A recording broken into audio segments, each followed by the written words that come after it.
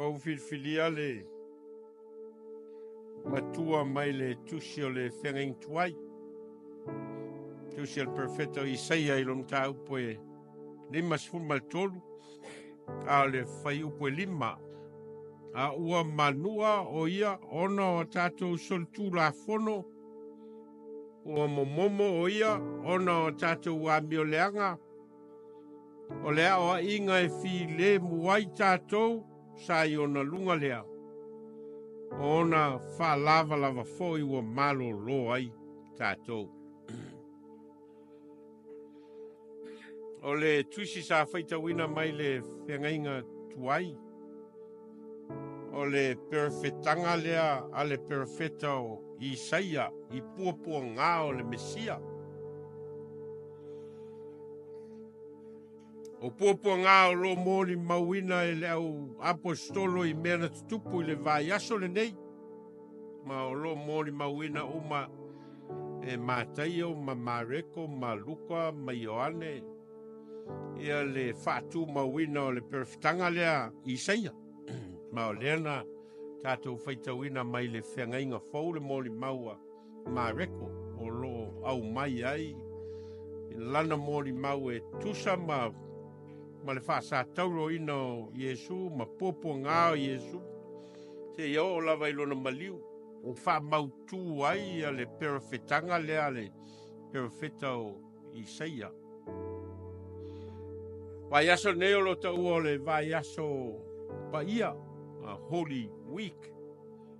Ma o le vaiaso o lo amata mai le sasa I le asa o laupama. Le aso o lo wha Manatu I nai le uru fale atu o Iesu I lana malanga wha tupu I tonu I Yerusalema. E malu atu ai tonu o le malu mana I vaia tangata o lo whewhata wai ai a latu o loa. Whai e a latu sui ngā tupe. E o na tuturi le Iesu o I latu ia. O le vaiaso foi o leana whengai ai le li ma ona popo ngā. O lan talo I le whātoanga I Getsemane. Louta mai. A whai e te whinangalo ai a veese nei pui a te au. Ai awane I whai alo roto a lou whinangalo. Vaiaso na whaalata I nai Iesu lona so o Utah ma tu I na atu ai Iesu I 5 o tai o le lotu Utah. Vaiaso le ngata na whamasino I nai Iesu tai o le lotu Utah. Ai na mori tu ai tai o le lotu Utah Iesu I tono o le whamasino ngā le malolo. O le vaiaso na te ena I ona so ma whaafiti ai a Petero. O le vaiaso na whengai ai Iesu ma ona poponga. Na whaasala I nai o ia I 5 o fita Roma. O le vaiaso na pasa tauro I nai le li. Mana amo I nai le sa tauro a ngai I le nofuanga e taua o Kolkota. Nofuanga e pasa tauro I nai tangata angasala. E le malo Roma. O le vaiaso na maliu ai Iesu Keriso. Ma maliu fasia I 5 o le malo Roma. Te iao lava ina tanumia o ia a lona tolu aso na toe tu manu malo mai ai. Vaiaso a toa lea o lo whai ngoa ina o le vaiaso pa ia, la Holy Week. Leo tātou whaitau I le mōri maua mareko o no le tusi o mareko o lo whao ngā ina e le tusi whaitau aso I le nei vaiaso atoa. Ma o leo wa tātou whaitau ina le mōri maua mareko. Ai mo nei Aso Maliu o Manatu e tatou te solo I nai aoa'iga se iwa mai le moli maua mareko. Tatou te iloa ai mea ese na tutupu I le aso na whaasātauro ina ai Iesu malona Maliu. Manatu Autu o le so tusa ma le whaasalonga o tusa whaitau aso o le Maliu o Iesu. Ma o le a tatou whaonga ina le tusa whaitau lea na tatou whaitau ina mai le moli maua mareko. E au mai ai ni awa onga mo I tatou. Ini vainga ese na tutupu I le ngai atu o Iesu I lona whaasātauro ina. Mo le au talavou, ia tāua fo I tai o le au talavou o na taupue maua mai. Ia vaenga ia iwa o le launga nei o fiafu. Ia whau ai autou fesili matali. O lautou o ngā whātus pa ia I autou polkalame. E iwa e pupu. Ma le wha moi, a whai ele maua uma mea iwa. A maua ana I mea se tasi pe lua e te alu maue. Ia ua lava lina. A whai foi ai maua uma le iwa. Ma nei a te. A onga mua o lo I le whao. A matala ina e ma reko o le taua nau ina o Simona le kurene. E na te amo ina le sātauro o Iesu. Ma o lo la vea le tala le sa tātou whaitawina o lo amatai le whai upo lua sumatasi mau whātau ana wina ia Simona le kurene. E na te amo ina ia le sātauro o Iesu. Simona le kurene e whapea o le tangata e sau mai se vai mea o Afrika. O no to tele tangata Iutaia no ese mai tonu o Jerusalema e no whatape peina ia tangata Iuta o no le Vailaau o taua na whengai e malolo papelonia ia o na whatape leo tangata Iutaia mai fōringa mai o tangata leo Simona le kurene. O ia o se tangata leo Simona le kurene fōringa mai o se tangata Iutaia o no lo na ingoa o Simona o le ingoa e Peru a o kurene o le nofoanga I Afrika. Simona la kurene ngā ala na sau I Jerusalem mai le aso lea ona o le whailonga ina o le paseka o le Vailaau lea o le paseka lea ua o mai tangata Iutaia ngā I Jerusalem lea lai la vea ima Simona le kurene. Ei ma se mawhauwhaunga o Simona le kurene a mea e a awhia lona ola I se vaenga o le whaasata roina o Iesu. Tae na saurawa ia o lona fia awai I aso wha Manatu o le paseka.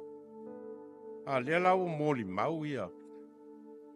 Leo moli mau ia mareko. Leo ua le upu whatau wana wina e po fōringa ua wha malosia ia Simona le kurene e na te amo ina ia le sātauro o Iesu. O whiwhilia le whai upu lea e whai maa o onga mo tātou o nai. Tofu ma tātou ma wha moe ngā le tangata lava ia. Ai ei taipi o le soifuanga. E se ale bea e wha moe I ai le tangata. E se le bea e tai ai o ia e le atua. Wha o ngā ina ailo naola. O ai a te au e se mamau ale bea sa au mawhau iai o laititi e a ngā I ai lau savalinga ma wha moe o te a ngā I ai le lumanai. E se maua mai le mele ua pao ngā ina e le tuolo ola. Pa pena foto tele o tātou. A fua fo I tangata Samoa le ana o mai Samoa I New Zealand. Te tono ale ai mesesi o tātou a whea a mea na sau malona wha moe moe. E alu e fause lotu. Pe alu e wha alu ni ana tupe masana au au nanga ise e kalesia. Tangata o mana o mai na wha moe moe o mai e sa ili ngā luenga a tia e o lato ainga e a ma tausi o lato ainga i Samoa. Au tatu o mai ma fōringa mai o tū lei ma toso i tātou i tono o le li o lea. Ma tātou amo sa tauro ai to tono o le tala le leia le atua. Pei al mele tupu i le o langa o Simona le kūreni. Ei me sona mawhau a mea o lona sau i to tono o Yerusalema i le Manatu ina o le Paseka o se vaenga o lona o mai tonu o Yerusalema o le a fia lona ola i le solo lelo o a ngai atu i o i Kolkota. A lela ua fai e maleko i a le matala ina o le melea e fo liga mai o se mea o pito silio na tāua i le o langa o le tangata Kirisiano. Ese ale mea nau i ei tātou, ese le mea whaasino i ei tātou e le tua. Ai po whea lava le mea whaasino i ei tātou e le tua. O i nā tātou te amo sā tauro ai. Mō le whina ngalo le tua. Ia leo tātou o mai lotu, tātou amo sā tauro ai a. Ai o le mea leo tai i ei tātou e le tua. E na ia tātou a vea. Matangata e muli le mele o lo a ngai aile. Whao le tanga le tua e alai a Iesu Keriso.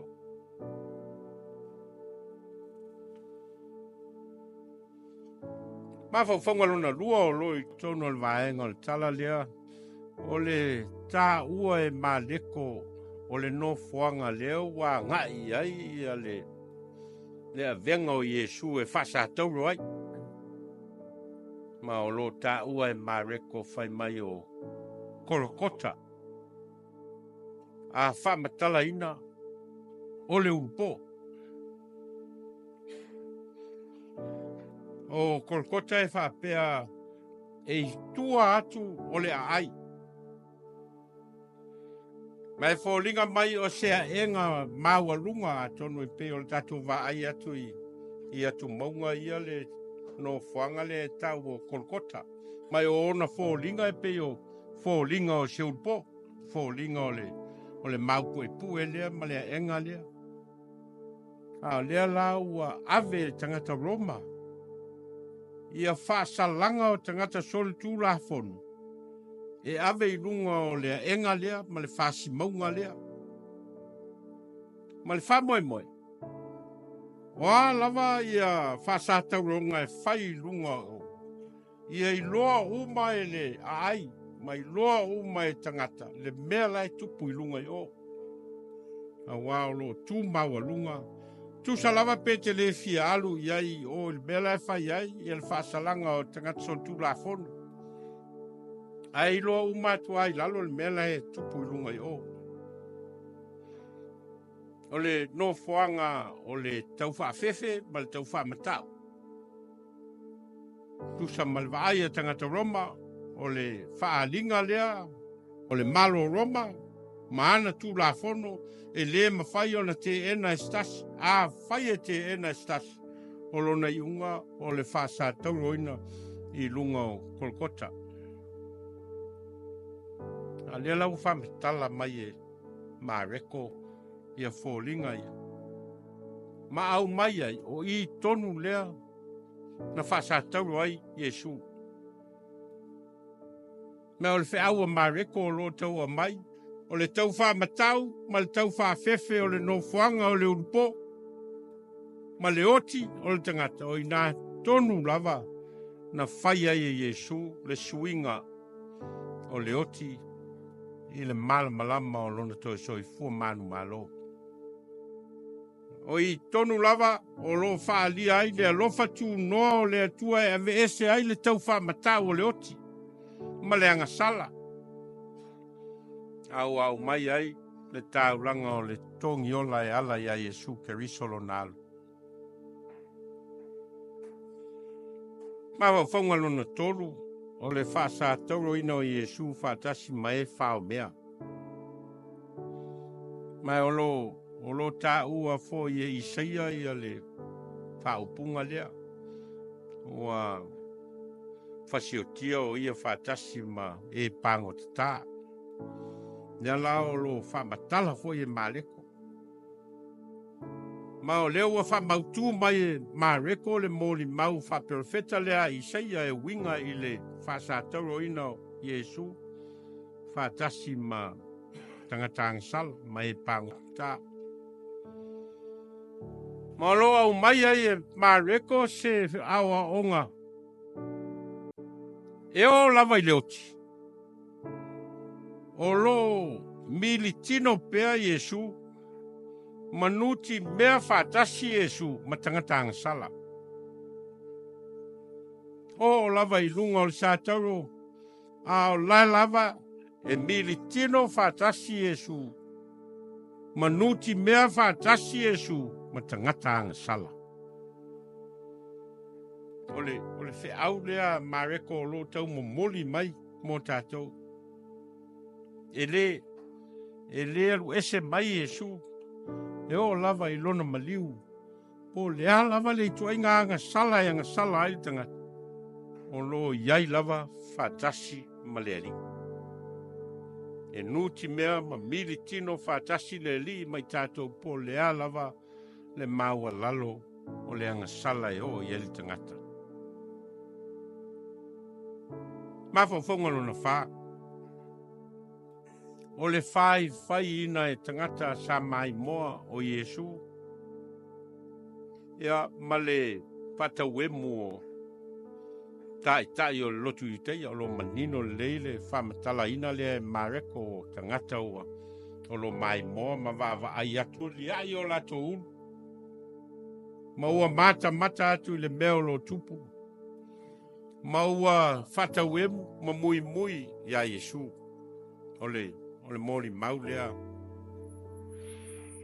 mareko ma o lo au mai ai o se vaenga leo le whamautu ina o le perfitanga Isaia. Ma o lo au mai ai se mori mau i le soifuanga o tatou tangata angsala. E tele tatou tau mawhai e ave ia a tatou muinga ma ave tatou whamtalanga e. Ai ole tala o loa mai e maleko le ai ma se tali e Iesu o whaia. Le ai ma se tali e ngu Iesu i mea atoa. Le ai ma sona tali mai pe au mai sana whinaunga e le ngata o tangata o lo whao o ina le whasalanga ai whapena fo i ma tangata o lo mai moa ma lato whaia ia muinga ma tau e munga o lo whai. Ai au noa ma se tali. Ma o lo au mai ai i le whe au lea. Le au punga folea Bretania o le mawhai e Iesu o na control le sio manga o meo lo tupu. E lei to soa e tau e munga tangata nei. Pe toso foi e puponga. Pe toso foi o le tau whaleanga tangata lo whai. Le mea tonu lava o lae a ngai ai finangalo Iesu. E na ia whaatino ina le finangalo o lonta maa. E lei mau ina sona taimi e tali mai ai. E a le moli mau a Isaia. O wale tau tala mai o ia. Pei o le maa moe o taita ina e sele lon furufuru. O le aisana upoe au mai. A sisila ia i le tala atoa ma le moli mau lea a mareko. The whole story o le maliu o Iesu. Le ai ma se tala lava e tasi. ngu lava le li ma ngai I lona sa tau ei masan tala na fai I tangata ma fita tasi al tala na fai e le li mai o le ao ia e le whaamtalanga muli onga lona lima o le tufa ino ofu o Iesu e fita ia lalavau tau le li lunga o sa tau a leo a pava ai mai lalo a leo a whaile vili a fita le ia ma tufa ia la ei o le li ma o le whiau leo lo tau whai mareko e au mai mo tatou o le whiau o le whamativa ina o le li o le tū ngau ina o le li e o lava iona lai o lea lava ua ngau ia tangata iona luma right in front of him hanging on the cross and he looked down on ofu umaia o whai ele vili ave sea mai o le ngata ina lato wha loina lona tamali anga wha tangata soifua a o lava I mea umasai ate ia ua wha ngau ina wha mativa ina ma o le whiau lea maleko lo au mai ia tatou ua he emptied himself for us. He made himself poor for us. Ma ole whiau tāua leo loa mai I winga I maliu o Iesu. E leo se maliu na mamalu. A maliu o whamatala ina ai. Rona tū ngau ina. Wha ngau ina o ia ma tū maulalo ina o ia. Wha olon tamali anga I wha sa tauro ina o ia. Mai o lava I ona meto tino ma ona lae. Oa ngau ia e tangata. Ma whawhaunga lona ono lo tāua e maleko le whaapongi sa ina o le aso lea mai tūtono le la. Lo tāua e maleko o le tūtono le la e pongi sa atoa ia le aso. Mai le tūtono le la e o atu I le tāo le tonu I le auli. O le pongi sa o le ata o le ata o le nunumi ma le ngau. O le ata o le le mautonu o se mea o lo tātia ai te lalolangi. Ma o le taimi tonu lea o toe foi ai mareko e toe whaamatala le tala o le fuafuanga. O le pongi sa ma le soona nunumi o le lalolangia o lo whengau yo ia ai le nganga o le atua. Mai na ua o lo tāua ina ua tā le tolu.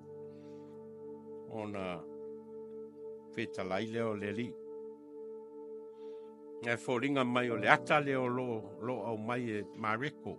O le pongi sa lea o lo whamatala ina ai le pongi sa o le lalolangi. A ua susulu mai le malamalama o le li. O lo whengau yo ia ilo na nganga. Na te au mai ai le malamalama fau mo le lalolangi. Ma whaunga lona fitu o le tūlafo ina I le atua o lo nalo. Ma o lo manino le lei. Ni whamatala ina e mareko o le vaenga lea. Mai whōringa mai paulava leo le. Tusa malimoli mau e mareko paulava leo le. Te talainga ma le saunanga Iesu I lunga o le sātau o lo tamai.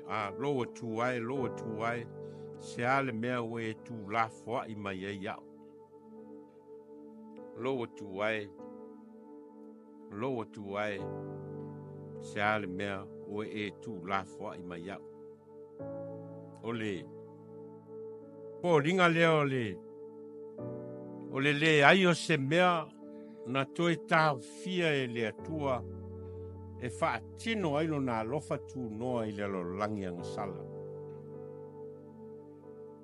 Wo ai lava I lona alo pele. Wana tu lafo ina. ina ia mangalo le tangata ngasala. He made sacrifice. Wana whaia le osi ngā taulanga. A wale o lava ia Iesu wana langona o le osi ngā taulanga le mea lea ua whai.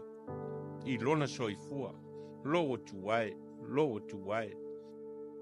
Sea le mea o e tu la fwa i mai eia.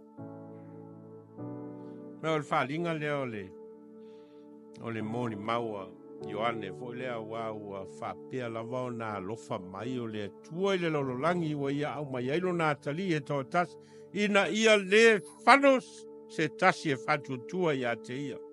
Mafuanga lea o le tu la fwai. Mafuanga lea o le osi ngā taulanga. Mafuanga lea o le tongi ola ua whai.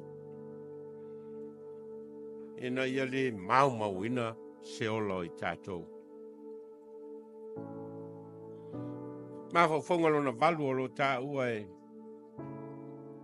mareko o le tala lea mareko i le sae lua ina o le ie pui tono o le malu. Mai o le malu Jerusalem mai. E iei le ie pui e watu il pito le tau pito lai o. E vai ai a le vaenga o le malu e taua o le Holy of Holies. O le no fuanga lalia o lo taua o le Holy of Holies. O le no fuanga e sili o na paia. Mai o le no fuanga lalia i to tonu o le puni lea le ie leo lo taua e mare. O lo ta tia i le atola au o le tulafono le tua na tu ia Israel. Ma o lo toso la le puni lea. E vai ia tangata. Ma le no fuanga lea o le Holy of Holies. Mai fōlinga ai wa toso se pupuni le va o le meo lo fio ai le tua ma tangata. A lea lai fai mai moli mau o mareko. Ina ua maliu Iesu. O na sae lua ina lea o le ia lea. Mai o le ata o lo whamatala mai. O lea ua whaavanoa e lea tua. Lona mamalu ma lona sisili ese. I le lalo langi o tangata ola. He has made himself accessible to all human beings. Wa lea ua whaali mai e lea tua e ala ia Iesu Keriso. Lona tu langa tua o loo iai le alofa tu noa le tangata na ia whaia i lon whaatusa. Leo toi a vea la le pupuni le whaima tua oi. A ua ta tala mai le tua le ava noa mo i tātou. Tātou te o sao ai lava i a te ia wa leo whaava noa mai o ia. O leo au mai. Ia lona alofa tu noa e ala i lona lava alo pele. Mo le tangata angsala. Tātou wava noa la. O le winga leo le moli maua mare. O leo wava noa le tangata i le tua. Ma o leo te tala mai e le tua. Lona mamalu ma lona sisire ese e ala ia Iesu Keriso e whai loa mai ai. O ia o le tua alofa. O ia o le tua whamangalo. Ma o leo o osta ulanga e tongi o laina. I tātou. Ma whawhonga muli o lo mai tala maleko le an tātou whaitauina. O le moli mau o le teitai o le toa se lau. Teitai o se lau o le fita na teitaia i le vanga au o le malo roma e toa se lau. Le lea lai on tā o le teitai o le toa se lau. O ia la, na teitaia le vanga au e toa se lau fita. Ma o leo lo i le teimi lea. Leo o whai e whasa tauroina o Iesu. A lea laua whamatala e maleko. Le teimi a toa lo moli mawina ai. E le teitai o le toa se lau. Le whasa tauroina o Iesu. Mai le tele o whasa tauronga o laina moli mawina. E le teitai o le toa se lau lea. E leo se whasa tauronga mua lea.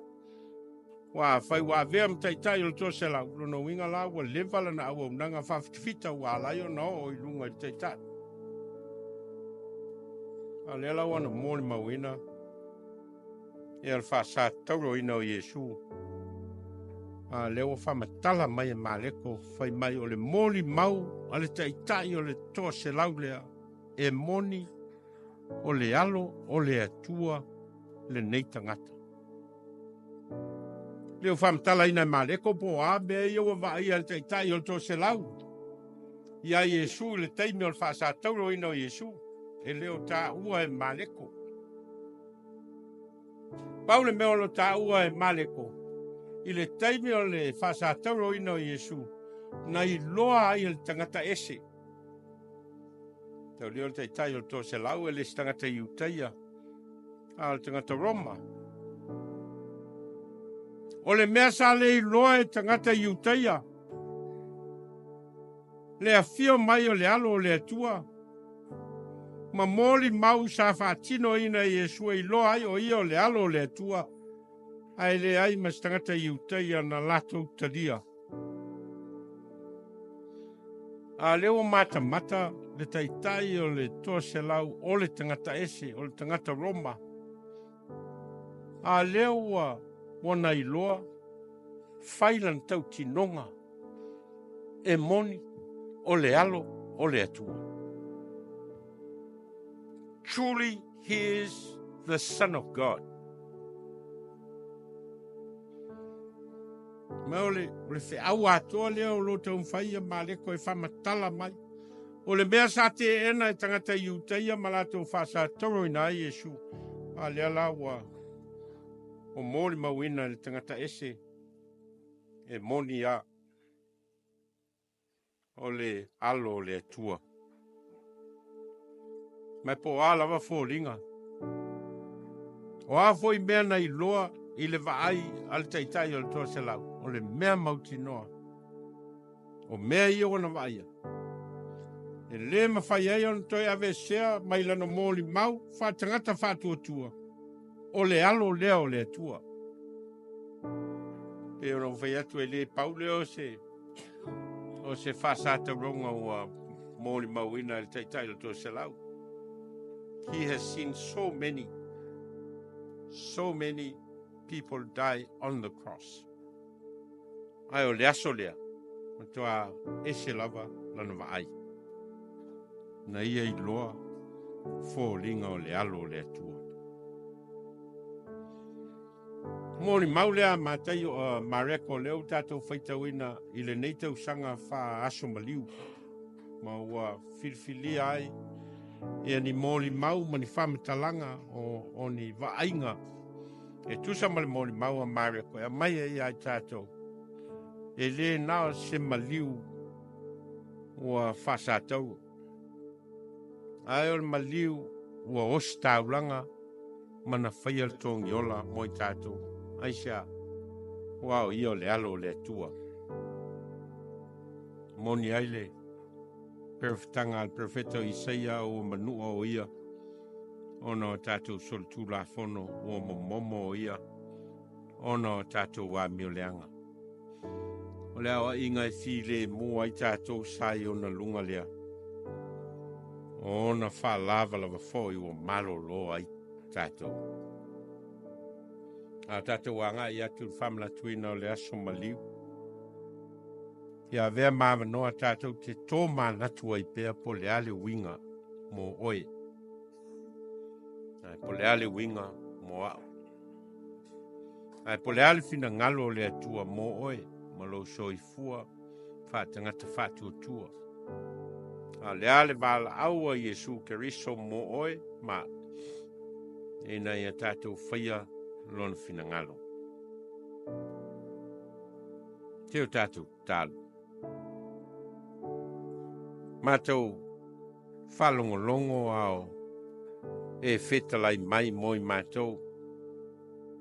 E tusa male o si ngā tāulanga a lau a fio moi mātou o tangata ansala. O e fo ina mai ai lo lavalo pele o Iesu Keriso e whai matongi ola. Ina ia whamangalo ina mātou ang sala ma fufulu ma mai ina o mātou elelea. Mātou whalongolongo ile O foi na mai e Iesu ke riso lo na lava soi fua mo i mātou. Ma ua e o mai foi ai mātou. O e lava o le alo o le atua. A velo feta lai mai mo i mātou ne fiaf saunia ai mātou. Mo le fai ungo le nei vai aso i le urfale atu le Aso Maliu. Ai mai se le faa linga o lo malu malo silsiles. I lotu so i fua manu malo mai le oti ma le tunga mau. Wau mātou te talo e alai lo swafa Iesu. Amen.